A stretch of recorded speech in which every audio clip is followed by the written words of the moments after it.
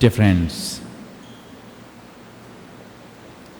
it's such a wonderful and great human experience to hold an infant in your arms. Whether it's your own child or someone else's child. When you stare at the baby without an effort, you just fall in love with the baby. And when we love a child, we instinctively, without hesitation, fall into the level of the child. We start talking like the baby, like the child, to get connected, to love, to win that love of the child. This is a universal truth that we fall in love in vulnerability.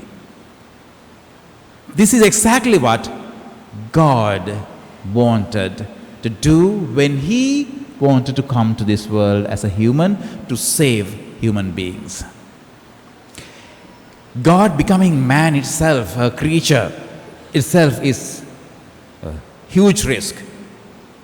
People may accept Him, may not accept Him, which actually happened. So many didn't accept Him. And still, willingness to take that risk is so much of courage. That needs courage, my dear friends. To be vulnerable, voluntarily to be vulnerable, needs so much of courage.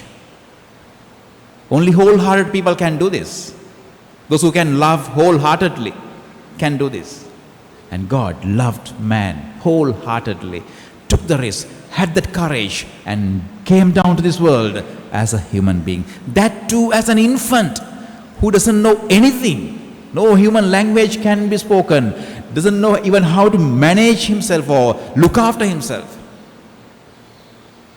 And totally dependent on these two parents, like any of us.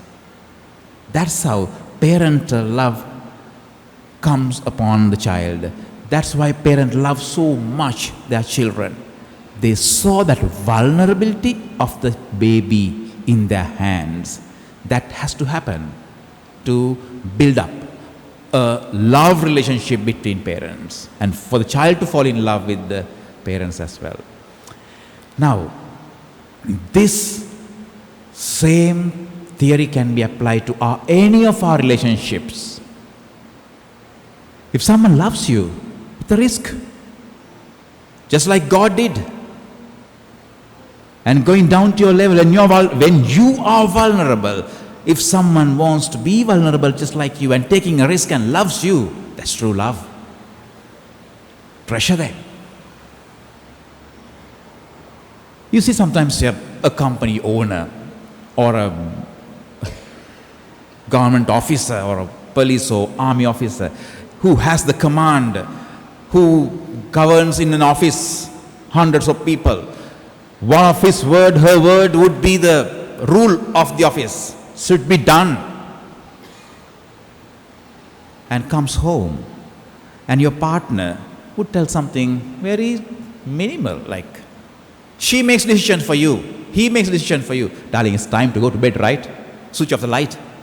And these tiny things you just obey. Why? You have the authority to say, you mind your own business, I know what to do with myself. No, it's that true love makes that vulnerability at home, because there you need that connection, you need love. Everyone wants to be loved honestly, genuinely, and that love comes only if you can be vulnerable with your partner, with your family, with your child, with your parents. Some people don't understand this. They think that my office authority, my social authority should come home as well, and they govern the whole family as well. And there, what happens? There's a war. The power is brought into love relationships. There's a war. There's no love. Always clashes. Dear friends, sometimes we hate our problems, our shame, our issues. Could be a death, a divorce, or a financial crisis, bankruptcy, or loneliness. We hate them.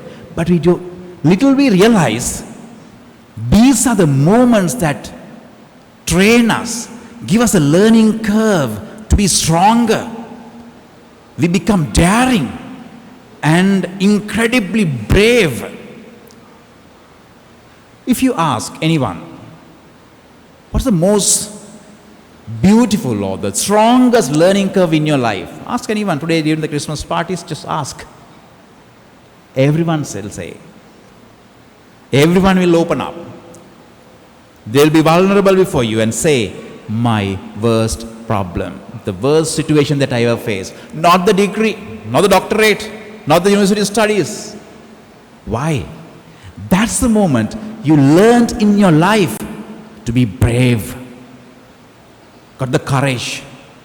That's all you need, my dear friends. If you're facing an issue right now, have little bit of courage. Get it from somewhere.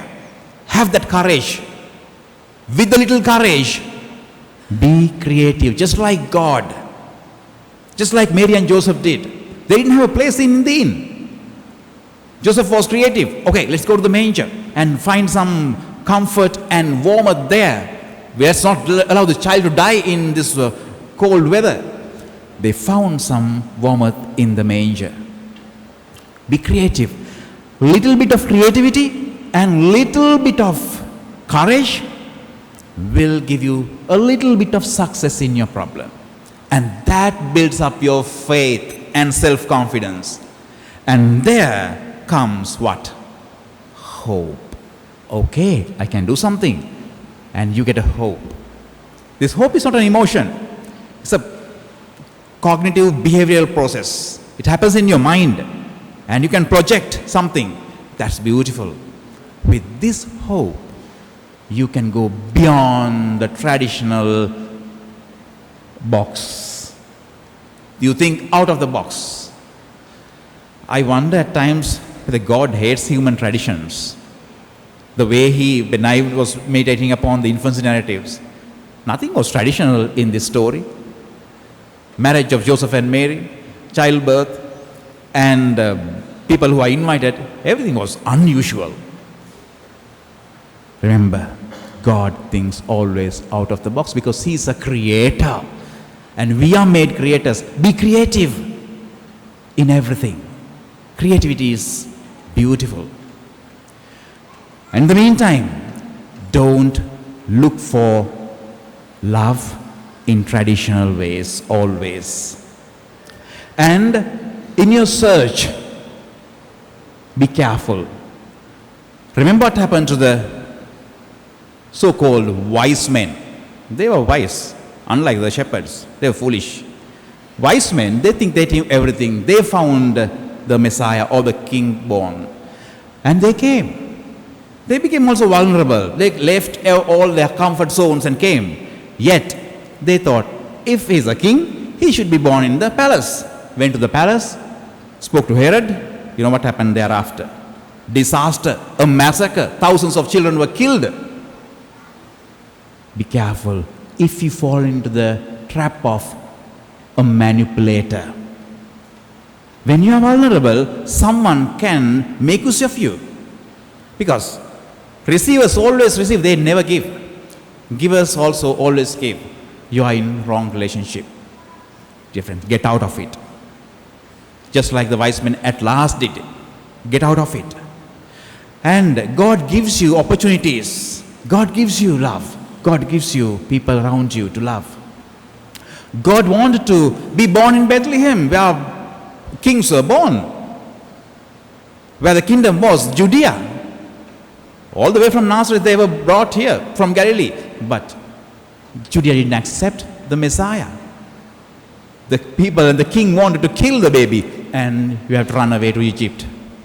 Mary and Joseph had to take the baby to Egypt, and afterwards when they came after 7-8 years, also didn't want to live in Bethlehem. Though they were enrolled in this small town, city of kings, they went to Nazareth. To the extent that Jesus, our Redeemer, got the name Jesus of Nazareth. That little town was glorified. Dear friends, let's know this. God does the same thing. God would give you. God will take away the opportunity once you reject it. Same way, we don't have to remain. God has asked us to be wise. Of course, be vulnerable and be like a pigeon or dove. God says, be innocent as a dove, but be on alert. Be alert, be vigilant as a serpent. That's Christianity. We are not invited to love anyone like fools. It's kind of wise decision. Therefore, dear friends, we learn from our adversaries. We learn courage. And we use our creativity, come out of our problems and issues. And same thing we apply when we want to love. We become vulnerable with our lovers, with our family, and we become humble. There we create immense love. So for Christmas, we do that. If you are powerful, if you are the right person, if you have not done anything wrong to someone who has hurt you, still, you go first. You take the initiative and be vulnerable. They might reject you, just like God was rejected. It's okay. Let them reject. Let's be prepared to be broken-hearted. That's the greatest love. There's no greater love than to sacrifice one's life for one's friends. This is Jesus' teaching. Let's be prepared to be rejected. Go. Enjoy Christmas. And if you're in a problem today, remember Christmas, how God became man. Be courageous. Be creative. And let's enjoy Christmas with vulnerability of ours. Amen.